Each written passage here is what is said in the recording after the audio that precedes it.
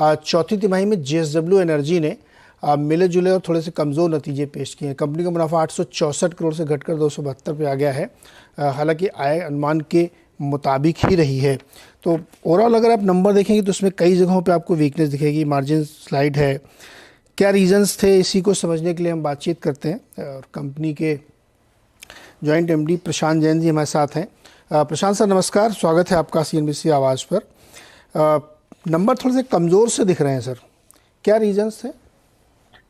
नीरज नमस्कार। No I think हमको वो थोड़ा पर्सपेक्टिव में देखना चाहिए। लास्ट ईयर सेम क्वार्टर के अंदर में हमारे एक वन ऑफ इनकम थी which is a regulatory true up होने की वजह से आई थी। अगर आप उसको ऑफसेट कर देंगे तो हमारी जो एबिटा है वो करीब 8% ग्रो हुई है। एंड प्रॉफिट आफ्टर टैक्स उसके बावजूद भी कम था क्योंकि हमारा इस साल हमारा इंटरेस्ट की कॉस्ट बढ़ी है, बट पीबीटी के अंदर में हमारे इस साल भी ग्रोथ है। और अगर आप पूरे साल का भी अगर आप देखेंगे तो हमारी जो एबिटा रही है पिछले साल की वो सेकंड हाईएस्ट रही है ड्यूरिंग पूरे कंट्री की कंपनी की एग्जिस्टेंस के सामने। इससे पहले 2015 में इतनी एबिटा हमने देखी थी और लास्ट 8 ईयर में ये 8 सालों में ये हाईएस्ट एबिटा है। एंड वही स्थिति प्रॉफिट आफ्टर टैक्स की भी है। लास्ट ईयर के मुकाबले हमारा प्रॉफिट आफ्टर टैक्स करीब 15% बढ़ा है अगर हम वन ऑफ इनकम को हटा दें। तो इसके अंदर में कोई किसी भी तरह की परफॉर्मेंस में कमी नहीं रही है। हमारा पूरे साल की जनरेशन भी 6% बढ़ी है, लॉन्ग टर्म जनरेशन करीब 9% बढ़ी है और कंपनी की ग्रोथ भी बढ़ी है, करीब 44% हमारी कैपेसिटी ग्रो हो गई है।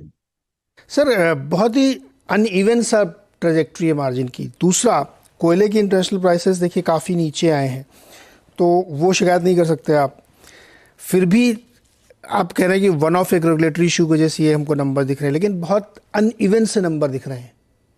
देखिए नीरज, हमारे जो बिजनेस के अंदर में हम्म। क्वार्टरली परफॉर्मेंसेस और ये सब अनइवन ही दिखेंगे क्योंकि हम्म। अगर आप देखेंगे हमारा करीब 30% कैपेसिटी हमारी हाइड्रो बिजनेस से आती है, जिसकी 80% जो इनकम होती है वो केवल जून और सितंबर क्वार्टर में होती है और बाकी 6 महीनों में हमारी जनरेशन नहीं होती है। दूसरा कारण ये है कि हम बहुत कंजर्वेटिव अकाउंटिंग करते हैं। तो हमारा कोई भी डिस्प्यूटेड और रेगुलेटरी जो रिसीवेबल होता है वो हम केवल ऑन रिसिप्ट ही रिकॉग्नाइज करते हैं अपनी अकाउंटिंग पॉलिसीज के अंदर में। तो इसकी वजह से जब भी हमारे को कोई रेगुलेटरी अप्रूवल हमारे फेवर में आ जाता है तो हम उस इनकम को अपने इनकम में रिकॉग्नाइज कर लेते हैं। लेकिन अगर आपको देखना है हमारी जो बैलेंस शीट में ग्रोथ और उसकी ऑपरेटिंग इनकम की ग्रोथ, जनरेशन की ग्रोथ और पीबीटी एंड पैट की ग्रोथ, वो आपको कंसिस्टेंटली मिलेगी। But quarter on quarter these lumpy observations वो आती रहेंगी क्योंकि हम लोग थोड़ा कंजर्वेटिव अकाउंटिंग पॉलिसी को फॉलो कर रहे हैं।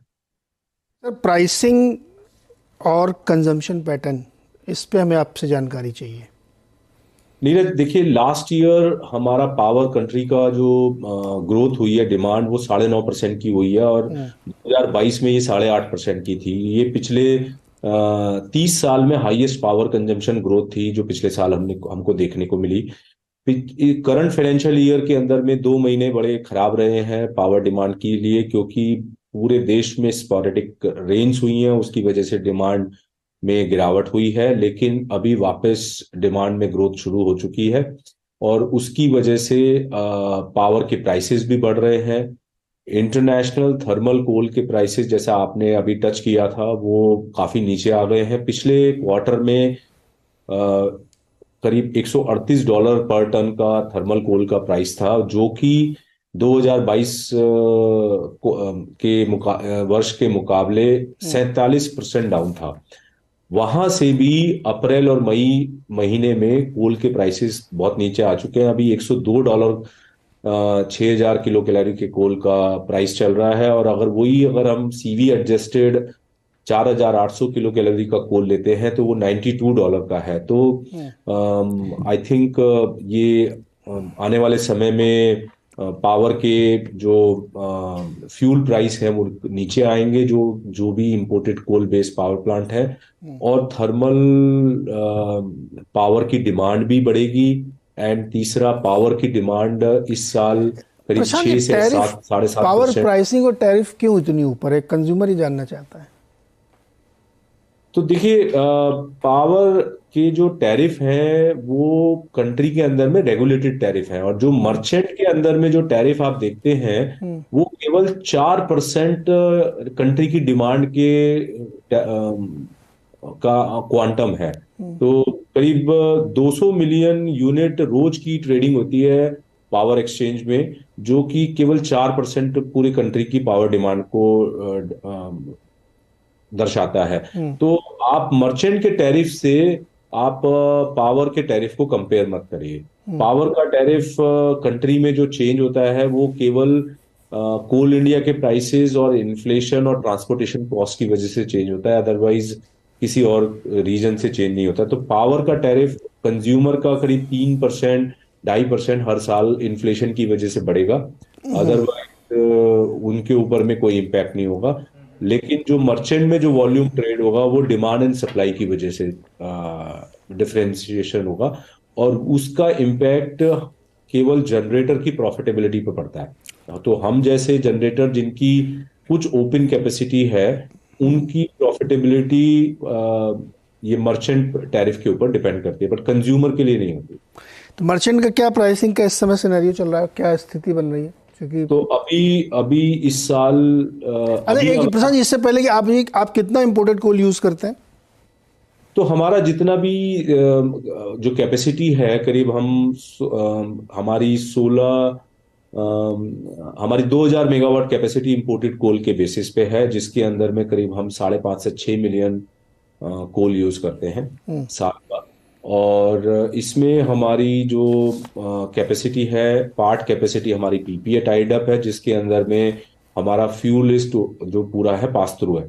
और हमारी करीब 650-700 मेगावाट कैपेसिटी ओपन है, जो कि हम मर्चेंट मार्केट में बेचते हैं। इसके अलावा 700 मेगावाट की हमारी एक नई कैपेसिटी कमीशन हो रही है इस फाइनेंशियल ईयर में, जो कि ऑल्सो मर्चेंट टैरिफ पे रहेगी, जो लेकिन वो डोमेस्टिक कोल के ऊपर चलेगी। तो ये अभी जो मर्चेंट टैरिफ है, मर्चेंट प्राइसिंग है, ये नीचे की तरफ जाएगी और नहीं, ये ऊपर ही रहेंगे। ये ऊपर ही रहेंगे। या ओके प्रशांत जी, बहुत बहुत शुक्रिया जुड़ने के लिए और ये जानकारी देने के लिए। धन्यवाद सर। JSW एनर्जी 252 रुपये, 0.25% ऊपर है। गौरव, JSW एनर्जी पे चार्ट क्या कह रहा है? देखिए, अगर आप इसके ओवरऑल अगर चार्ट देखें तो एक रेंज में ही हमको देखने मिला था ये, और यहाँ से बड़े एक्शन की अगर बात की जाए तो वहां पे मुझे वो फिलहाल नजर नहीं आ रहा है। एक technical bounce back sort of आप यहाँ पे देख सकते हैं। ओवरऑल मेरा जो रुझान है वो एक रेंज बाउंड ही रहेगा, तो मैं यहाँ पे बाइंग या एग्जिट की सलाह नहीं दूंगा। बता दें कि मनी कंट्रोल पर दिए गए विचार एक्सपर्ट्स के अपने निजी विचार होते हैं। वेबसाइट या मैनेजमेंट इसके लिए उत्तरदायी नहीं है। यूजर्स को मनी कंट्रोल की सलाह है कि कोई भी निवेश निर्णय लेने से पहले सर्टिफाइड एक्सपर्ट की सलाह लें।